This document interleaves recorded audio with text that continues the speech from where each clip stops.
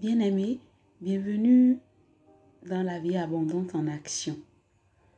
De par cette chaîne, nous aurons des temps d'évangélisation, des partages pour exhorter, pour étudier la parole de Dieu, enseigner également conformément à la source de la vie abondante, l'auteur du salut éternel, qui est notre Seigneur Jésus-Christ. Nous aurons aussi des temps de prière, selon que le Saint-Esprit nous orientera par sa grâce, pour les personnes en détresse, les affligés, les malheureux, les couples, les familles, les peuples, les nations, etc.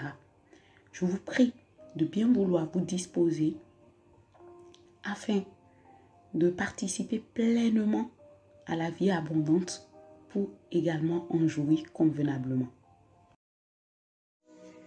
Bien-aimés, nous glorifions le nom de Dieu le Père dans le nom de Jésus-Christ. Par sa grâce, nous sommes aujourd'hui en train d'aborder le dernier chapitre du livre d'Ézéchiel et nous ne pouvons que vraiment lui dire merci vraiment pour sa fidélité. Alors, sans pour autant tarder, je me tourne dans la lecture et c'est toujours en fait la version Louis II que nous avons commencé avec, je pense, le 46e chapitre ou 47e chapitre, je ne sais plus trop. On y va quand même. Voici les noms des tribus. Depuis l'extrémité septentrionale, le long du chemin de Elton à Hamath, Adassa et Non, la frontière de Damas au nord vers Hamath de l'Occident, de l'Orient à l'Occident. Dans une tribu, sur la limite de Dan, de l'Orient à Occident, Asser, une tribu. Sur la limite d'Asser, de l'Orient à l'Occident, Nephtali, une tribu. Sur la limite de Nephtali, de l'Orient à l'Occident, Manassé, une tribu. Sur la limite de Manassé, de l'Orient à l'Occident, Éphraïm, une tribu. Sur la limite d'Éphraïm, de l'Orient à l'Occident, Ruben, une tribu. Sur la limite de Ruben, de l'Orient à l'Occident, Juda, une tribu. Sur la frontière de Juda, de l'Orient à l'Occident, ce sera la portion que vous prélèverez, large de 25 000 cannes et long comme l'une des parts de l'Orient à l'Occident. Et le sanctuaire sera au milieu. La portion que vous prélèverez pour l'Éternel aura 25 000 cannes de longueur et 10 000 de largeur. C'est au sacrificateur qu'appartiendra cette portion sainte. 25 000 cannes au septentrion, 10 000 en largeur à l'Occident, 10 000 en largeur à l'Orient et 25 000 en longueur au midi. Et le sanctuaire de l'Éternel sera au milieu. Elle appartiendra au sacrificateur consacré, aux fils de Sadoc, qui ont fait le service de mon sanctuaire, qui ne se sont point égarés lorsque les enfants d'Israël s'égaraient comme s'égaraient les Lévites. Elle leur appartiendra comme portion très sainte, prélevée sur la portion du pays qui aura été prélevée à côté de la limite des Lévites. Les Lévites auront, parallèlement à la limite des sacrificateurs, 25 000 cannes en longueur et 10 000 en largeur, 25 000 pour toute la longueur et 10 000 pour la largeur. Ils n'en pourront rien vendre ni échanger, et les prémices du pays ne seront point aliénées, car elles sont consacrées à l'Éternel. Les 5 000 qui resteront en largeur sur les 25 000 seront destinés à la ville, sur les habitations et la banlieue, et la ville sera au milieu. En voici les mesures. Du côté septentrional, 4 500. Du côté méridional, 4 500. Du côté oriental, 4 500. Et du côté occidental, 4 500. La ville aura une banlieue de 250 au nord et 250 au midi, de 250 à l'orient et de 250 à l'Occident.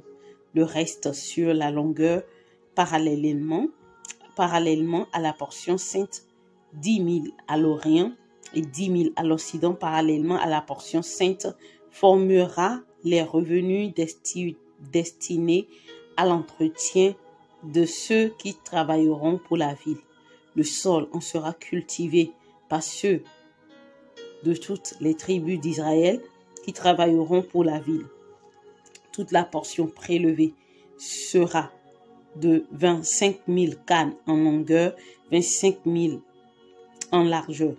Vous en séparez un carré pour la propriété de la ville.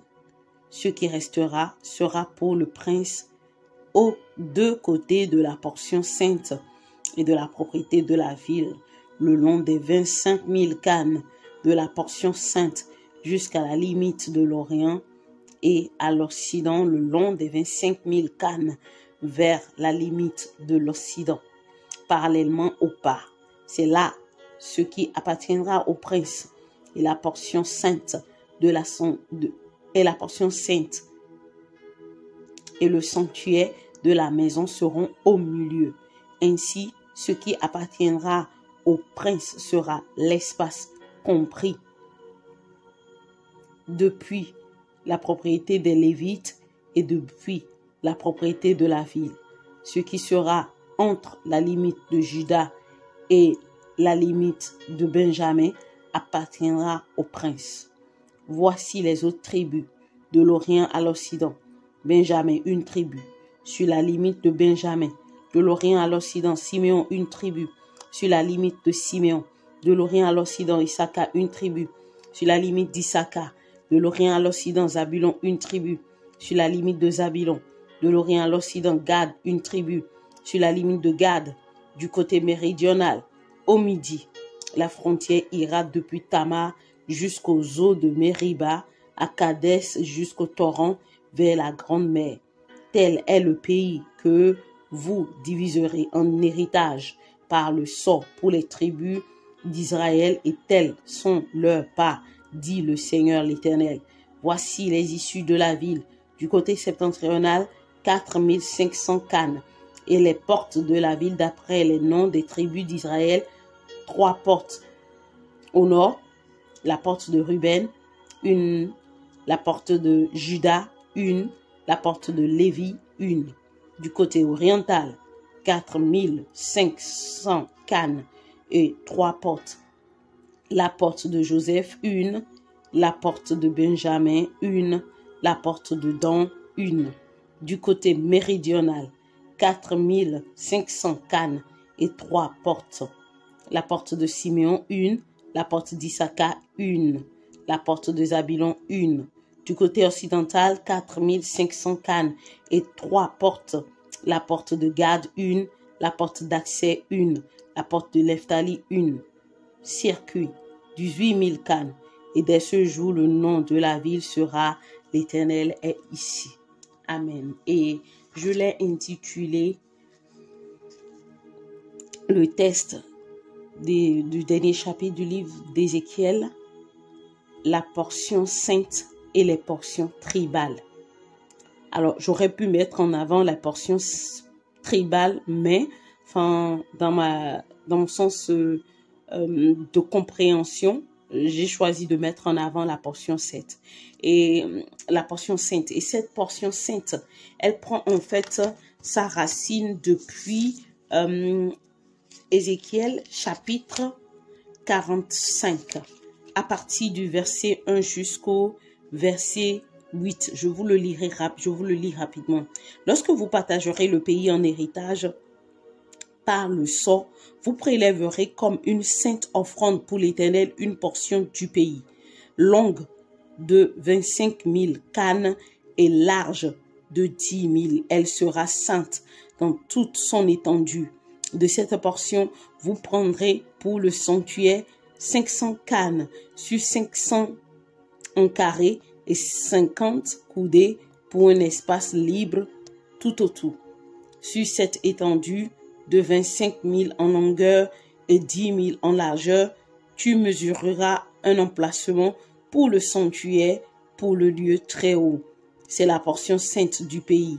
Elle appartiendra aux sacrificateurs qui font le service du sanctuaire, qui s'approchent de l'Éternel pour le service. C'est là que seront leurs maisons et ce sera un sanctuaire pour le sanctuaire.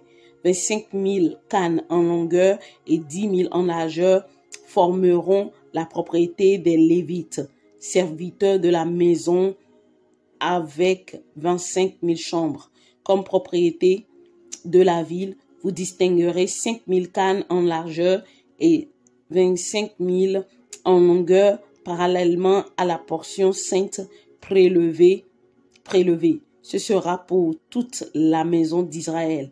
Pour le prince, vous réserverez un espace aux deux côtés de la portion sainte et de la propriété de la ville, le long de la portion sainte et le long de la propriété de la ville, aux côtés de l'Occident vers l'Occident et aux côtés de l'Orient vers l'Orient, sur longueur parallèle à l'une des pas depuis la limite de l'Occident jusqu'à la limite de l'Orient.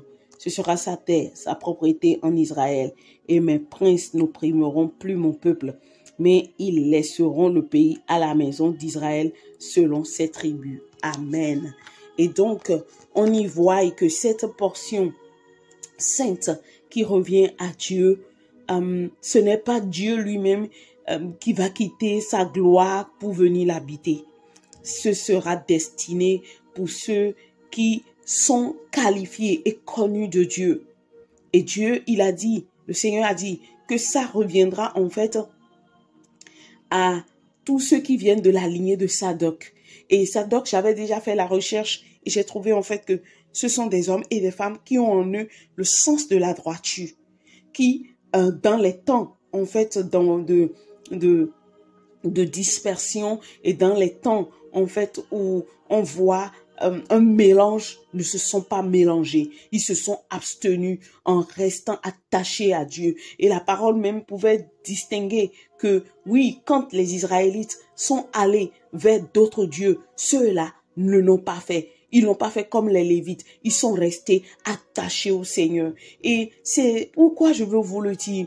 Vous êtes peut-être chrétien, vous êtes peut-être chrétienne, peut-être que vous êtes né dans une famille chrétienne ou que vous avez eu le privilège de côtoyer dans votre parcours des chrétiens, des chrétiennes et que peut-être à un moment donné, vous avez eu, qu'il y a eu des dérapages et que vous pensez que parce qu'ils ont dérapé, la parole de Dieu aussi a dérapé et que voilà, vous n'avez plus de raison de vous attacher au Seigneur. Je veux vous dire que c'est un gros mensonge. C'est un gros mensonge qui peut vous voler votre héritage à venir dans le monde à venir. Ne vous laissez pas à ce mensonge. C'est pas parce que il y a de la perversion, c'est pas parce que il y a du mélange que vous devez vous laisser aller au mélange et à la perversion. En restant intègre dans le Seigneur jusqu'au bout, vous aurez une récompense digne de votre intégrité. Je prie que le Saint-Esprit vous convainc de cette vérité. Et vous lirez distinctement sur cette portion sainte du verset 8 au verset 14.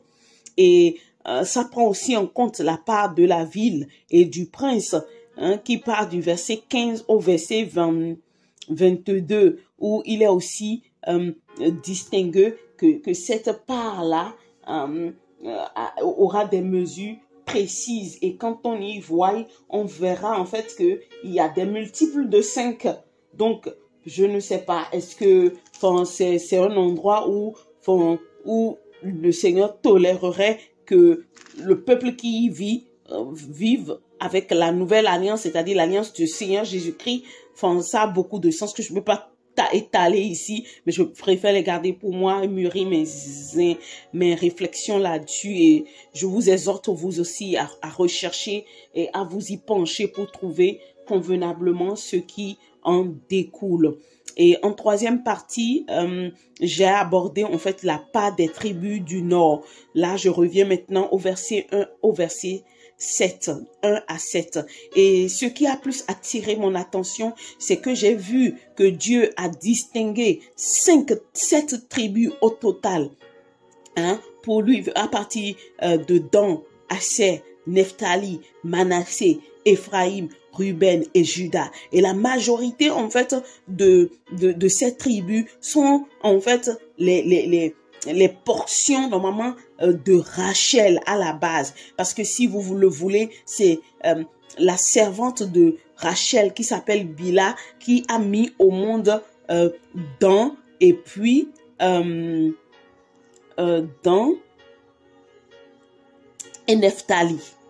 Et quand on voit Assé, c'est Zilpa, la servante de Léa, qui a mis au monde Assé. Mais en majorité, les quatre, qui, notamment dans Nephtali, Manassé, Éphraïm, ils viennent en fait de la portion de Rachel, c'est-à-dire de l'héritage, de la bénédiction de Rachel. Et après, s'en est ajouté 3 autres bénédictions de Léa. Et quand on voit ces 2 femmes, la Bible pouvait les décrire comme les 2 alliances. Hein? Même, enfin, ce sont les théologiens qui l'ont expliqué à partir de la parole biblique que les 2 constituent en fait les 2 alliances. Les 2 alliances, l'ancienne alliance et la nouvelle alliance. Et l'ancienne alliance prend sa source de chez la bénédiction de Léa. Mais pas que, parce que quand on voit aussi la nouvelle alliance en Jésus-Christ, c'est Léa qui a mis au monde Judas. Donc c'est beaucoup de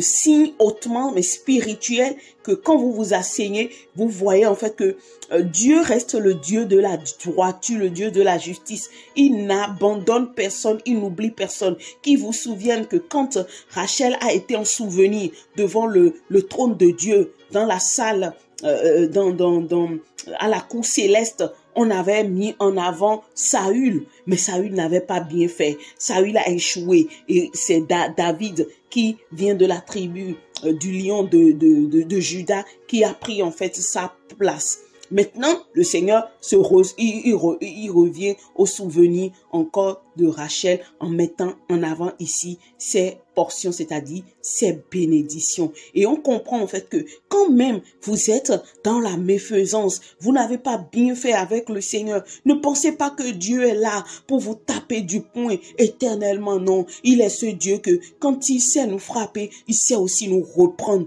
nous attirer à lui près de sa poitrine, mettant sa main sur nous pour nous consoler, pour nous repositionner. Et c'est ce que moi je suis en train de voir ici.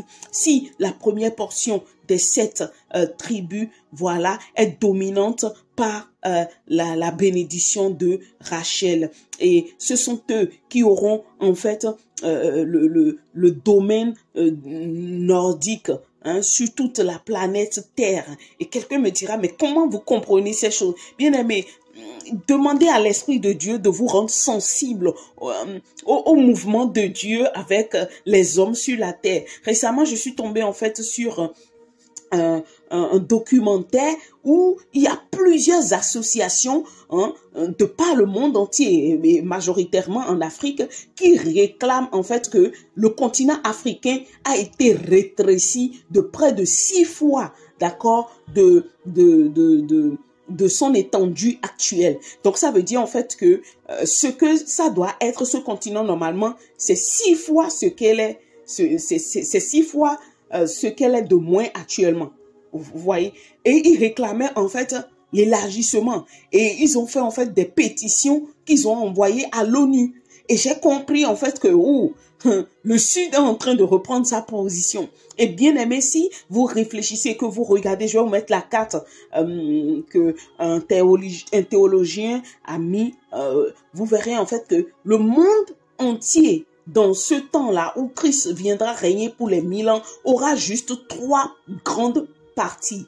La première partie, c'est sa portion sainte qui aura la part où la ville, il y aura des lieux destinés, d'accord, au prince, voilà, et qui vous souviennent qu'on a lu une partie où il est dit en fait que il ne prendra pas sur la portion de quelqu'un pour donner à autrui, mais quand il donnera quelque chose à quelqu'un, ça restera d'héritage en héritage à la personne. Bref, donc on voit que cette partie sera une première partie et la partie du nord, en plus la partie du sud. Alléluia. J'espère que le Seigneur Dieu hein, à la résurrection glorieuse, si le Seigneur Jésus ne revient pas et que la mort viendra me choper, saura me rappeler, Balbine, je t'avais utilisé pour expliquer ces choses. J'ai ouvert ton intelligence pour mieux le comprendre. Je prie que si ce n'est pas le cas, que ce soit l'enlèvement que je vive au nom de Jésus-Christ. Bref, je referme cette parenthèse. Donc, on revient en fait sur la part des tribus du sud maintenant qui prend en compte les 5 dernières portions. Et récemment, j'étais en train de discuter avec quelqu'un et la personne me disait, je lui passais ces révélations et il me dit, mais comment est-ce que tu connais ces choses? Oh oui, je connais parce que voilà, il faut dire en fait que ce monde actuellement, c'est pas le vrai que Dieu a créé, c'est-à-dire dans ses portions limitatrices, limitrophes et géographiques. Et il m'expliquait aussi ce qu'il comprenait et il me disait, non maman, enfin, la portion en fait de Jacob devait être 13 au total. Et j'ai dit oui, effectivement, à cause de Diane, sa fille, la fille unique qu'il a eue, dont l'héritage semble enfoui quelque part, mais que Dieu saura rechercher et repositionner en son temps. Bref, et j'avais compris que il n'y avait pas que moi, à moi que Dieu a donné la grâce de discernement sur ces choses. Donc, en ce qui concerne la part des tribus du Sud, cela prend en compte cette partie-là. Hein, je vous le lis. C'est à partir du verset 23 au verset 29. Donc, il y aura par exemple Benjamin, pas par exemple, il y aura Benjamin, Siméon, Issachar, Zabulon et voilà, ils sont 5. Benjamin, Siméon, Issachar, Zabulon et Gad au total. Donc, ils sont 5. Et là, vous verrez majoritairement, en fait, la bénédiction de Léa. Et la seule personne d'intrusive de Rachel, c'est Benjamin. Donc, la tribu de Benjamin. Donc, on comprend en fait aussi par là que le Seigneur ne veut pas que il y ait des clans qui vont dire ça c'est pour moi. Non, j'estime que Dieu retolérera, il va tolérer en fait pas le mélange, mais que nous vivions ensemble. On n'aura de choix que de vivre ensemble. Et quand vous lisez bien l'histoire de Léa et Rachel, vous voyez en fait que c'est une situation où elles se sont battues, mais spirituellement. Et chacune d'elles criait à Dieu pour avoir plus que l'autre, alors que elles ne sont pas éternellement sur la terre. Que Dieu nous épargne vraiment de tel aveuglement dans le puissant nom de Christ Jésus. Parce qu'aujourd'hui, on voit, oui, que Dieu peut se souvenir d'elles de génération en génération. Pour autant, elles ne vivent pas ça. Et moi, j'estime que dans cette bataille, il n'y a pas eu de victorieuse, ni en fait de faiblard ou quelqu'un qui a été en échec. Non, c'est Dieu qui a su triompher des 2 de ces femmes. Parce que finalement, nous avons eu le sauveur de Léa. Mais après, le Seigneur remet en avant en fait une nouvelle alliance dans laquelle il reconnaît l'héritage de ces femmes qui, voilà, moi j'estime qu'elles ont été abusées. Moi je peux pas être en tant que servante chez quelqu'un ou domestique chez quelqu'un et laisser recevoir une proposition de cette maîtresse-là pour dire va vers mon mari, je te mets dans l'essai, je vais le lui refuser, mais catégoriquement, enfin bon, à chacun quand même sa manière de voir des choses. Pour autant, dans ce désordre-là, Dieu, il se souvient en fait de leur héritage, de leur bénédiction. Et peut-être que tu es quelqu'un et par le passé, tu as été abusé, tu as été méprisé, on a craché sur toi, des choses dégoûtantes ont été faites avec toi. Et aujourd'hui, tu le regrettes. Moi, je veux t'appeler à ne point regretter. Sache que Dieu te demande de lever hautement ta tête et de marcher fièrement parce qu'il te justifie. Il ne te voit plus par ton péché du passé, mais il te voit en Jésus-Christ, une nouvelle créature. Si bien sûr, tu as reçu Jésus-Christ pour Seigneur et Sauveur. Et dans la dernière portion, la dernière partie que j'ai intitulée les 12 portes de Jérusalem, quand vous lirez, vous allez voir l'équitabilité, vous reverrez encore l'équitabilité de notre Dieu, d'accord, sur toute la terre, à partir de Jérusalem, parce que on verra comment les portes portent leur nom. Et je tiens à rappeler que bien que l'Éternel soit là, ce n'est pas encore la Jérusalem, la ville de Jérusalem glorieuse qui va descendre du ciel, parce que ici il n'est pas parlé en fait des 12 disciples. Et c'est dans le livre d'Apocalypse qui en a parlé en fait de cette nouvelle ville glorieuse Jérusalem qui descendra du ciel, qui portera notamment le nom des 12 tribus, mais aussi des 12 disciples. Alléluia, alléluia. Et quand on voit ces choses, on voit que notre Dieu, ce n'est pas un Dieu lointain qui se cache, qui nous oublie, qui nous délaisse, qui nous abandonne. Absolument pas. Il est avec nous dans toutes nos difficultés, dans tous nos pétrins. Quelqu'un dirait, oui, les miens ne sont pas restés en vie pour jouir de la bonté de Dieu. Ils n'ont pas eu de vie facile. Mais abandonne tout ça au Seigneur Jésus. Il sait comment dédommager. Il a les siècles, les temps, les saisons, tous les temps entre ses mains. Il sait comment le faire. Et ce qu'il y a de plus essentiel pour nous dans ce siècle actuellement, c'est de nous réconcilier avec Dieu, d'être en Jésus-Christ, d'avoir Jésus-Christ pour le Seigneur. Bien-aimé, peut-être que tu as échoué dans ta vie. Et que tu es un enfant de Dieu parce que tu as été combattu d'une manière ou d'une autre. Ce qui doit compter pour toi là, je t'exhorte, c'est le salut que tu as reçu en Jésus. Entretiens ce salut et que rien ni personne ne te le prenne. Car à la résurrection, Dieu saura te dédommager comme il le faut. Et même bien avant, qui sait, si il décide de prolonger les temps autrement, ce que tu peux vivre, ce que tu peux recevoir. Parce que quand on voit ici comment il prend soin de se souvenir de ceux qui ont été enfin à la traîne, de ceux qui ont été c'est-à-dire en abus, de ceux qui ont été en mépris, ben à plus forte raison, toi aussi, il se souviendra certainement de toi. Et nous apprenons que nous ne devons pas reproduire les mêmes choses que ces femmes. Parce que oui, ça, moi j'estime que ça a donné du travail à Dieu. Quand bien même Dieu ne nous demande pas d'aide en ce sens. Oui, on travaille aussi avec lui jusqu'à présent en Jésus-Christ à travers les évangélisations et autres. Mais si on connaît, si nous avons la conviction que ce que l'autre n'a pas, d'accord, enfin, c'est pas parce que elle n'a pas que, enfin, je dois mettre plein la vue de pas ce que j'ai. On peut discerner que, enfin, on n'a pas à lutter inutilement. On n'a pas à lutter inutilement et que on doit considérer ce que Dieu a donné, de ce que nous a donné de personnel, de façon, comment dire, en bénédiction, et ne pas aller jeter les yeux chez l'autre là-bas pour qu'il y ait question de jalousie et de comparaison et autres, et nous contenter de ce que le Seigneur nous met dans la main et en gérer avec sa grâce. Je veux m'arrêter là et prier. Père, dans le nom puissant de Christ Jésus, merci pour ce temps de partage où nous avons la conviction que tu n'oublies personne, qu'effectivement la roue tourne et que quand la roue tourne, Seigneur, tu sais comment t'arrêter sur chaque vie pour leur dédommagement, pour leur repositionnement. Et nous voyons à travers les portions qui doivent te revenir, où tu te souviens même de ceux qui sont restés attachés à toi en vérité, à plus forte raison, même ceux qui ne le sont point, mais qui ont été en mépris, qui ont été